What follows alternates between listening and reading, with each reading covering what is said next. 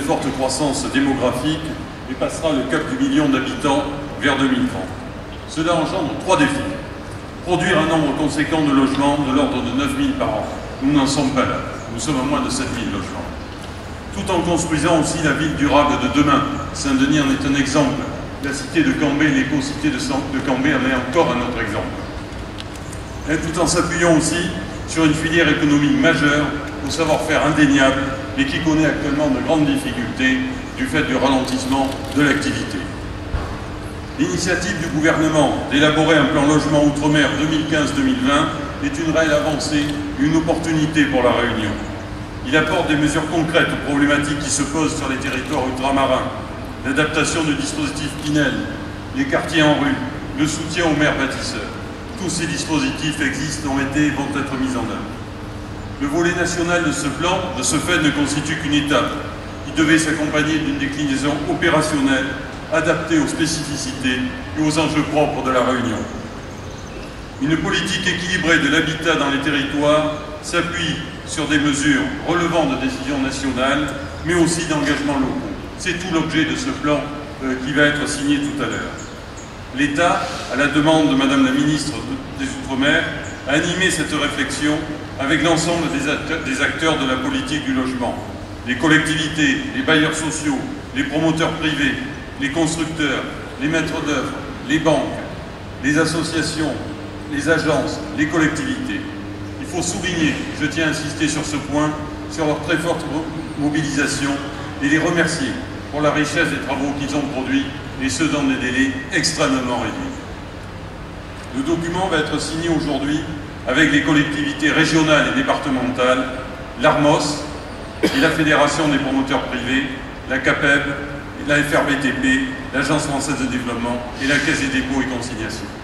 Il constitue une feuille de route importante. Il engage les partenaires locaux à approfondir ensemble ce travail pour aboutir d'ici quelques semaines à la signature de la déclinaison du plan logement Réunion, qui sera notre référentiel à tous pour les années à venir. Il constitue 4 axes prioritaires ont été identifiés. La maîtrise du foncier et son aménagement, qui est essentiel compte tenu de la rareté de ce foncier ici sur l'île de la Réunion. Le développement de la construction neuve permettant le développement de parcours résidentiels équilibrés compte tenu de l'évolution des modes de vie ici également sur l'île. La réhabilitation et la transition énergétique du parc de logement. Monsieur le maire, vous parlez des questions d'amiante notamment.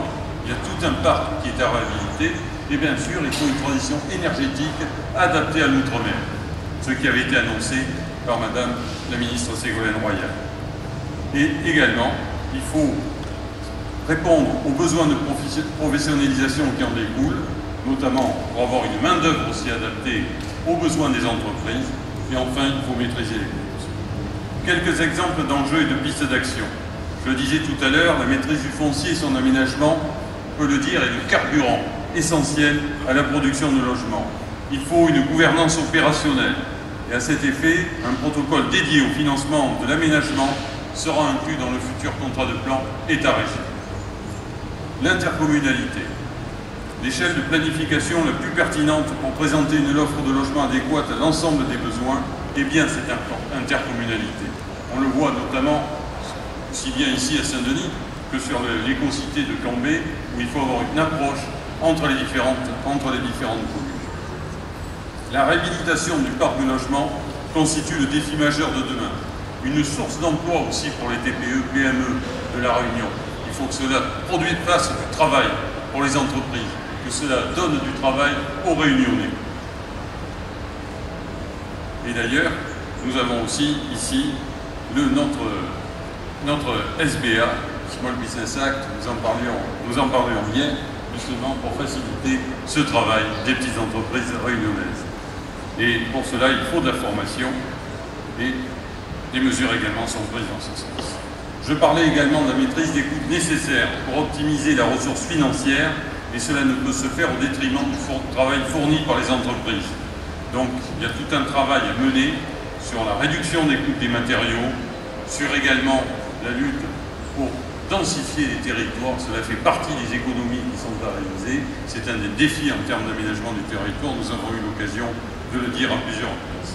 Donc voilà vraiment succinctement résumé les grands axes de ce plan logement à La Réunion, et je vais transmettre le témoin à ceux qui ont travaillé d'arrache-pied au cours de ces dernières semaines pour arriver à ce résultat. Merci, Monsieur le Président.